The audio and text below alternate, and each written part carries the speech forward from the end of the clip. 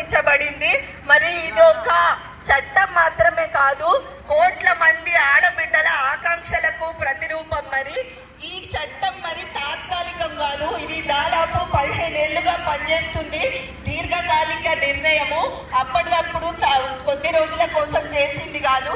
మరి ఇంతటి గొప్ప చట్టాన్ని మనకు అందించిన నరేంద్ర మోడీ గారికి మన అందరి తరఫున, మహిళలందరి తరఫున కృతజ్ఞతలు తెలియజేస్తున్నాము.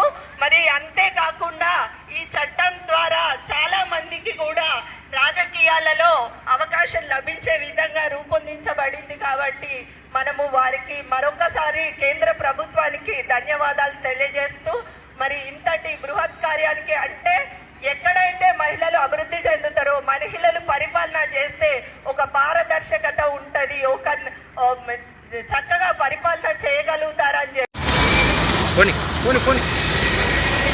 మెల్లంగా మెల్లంగా మెల్లంగా మెల్లంగా